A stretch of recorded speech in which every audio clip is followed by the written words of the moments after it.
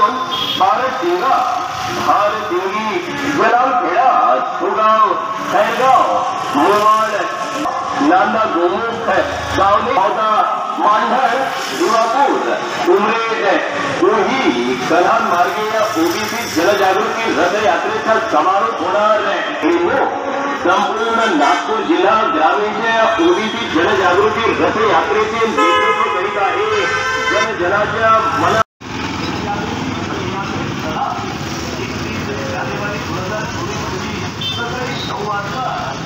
OBC Nagpur जिल्हा ग्रामीण तर्फे आयोजित भव्य ओबीसी जनजागृती रथयात्रा निघणार आहे।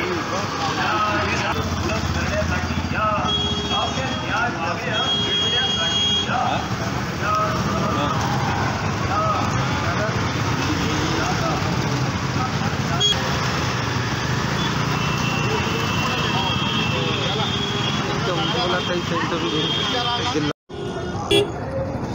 आज दिनांक 31 जानेवारीला नागपूर येथील पावनभूमी दीक्षाभूमी येथून ओबीसी रथयात्रेचं जनजागरण रथयात्रेचा प्रारंभ होत आहे आणि 5 तारखेपर्यंत संपूर्ण नागपूर जिल्ह्यामध्ये ही रथयात्रा जाणार आहे आणि ओबीसी समाजाचं जनजागरण या माध्यमातून व्हावं हा खरा हेतू या रथयात्रेच्या मागचा राहणार आहे। कारण कुठेतरी आता सध्या स्थितीमध्ये आपण बघतो आहे की मराठ्यांना आरक्षण दिलं जात आहे। आमचा विरोध हा मराठ्यांना किंवा इतर कुठल्याही समाजाला आरक्षण देण्याबाबतचा नाही। आमचा विषय हा आहे की जे आमच्या ताटात वाढलेलं आहे ते इतरांना देऊ नये आणि आमच्या ओबीसी समाजावर अन्याय करू नये। कारण या भारतामध्ये सगळ्यात जास्त मोठ्या प्रमाणात जर कुठला समाज असेल तर तो समाज म्हणजे ओबीसी समाज आहे आणि या एवढ्या मोठ्या 60% असलेल्या ओबीसी समाजाला असं तुटपुंजा पद्धतीचं आरक्षण जे दिल्या गेलेलं आहे त्यामध्ये निश्चितपणे कुठल्याही प्रकारचं ध्येय ओबीसी समाजाचं सिद्ध होणार नाही।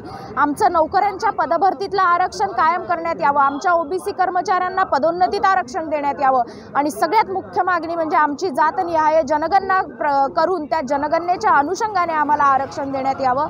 हाच या ओबीसी याबद्दल अनेक इतर मागण्या सुद्धा आमच्या आहेत आणि हाच या ओबीसी जनजागरण रथयात्रेचा मूळ हेतू आहे।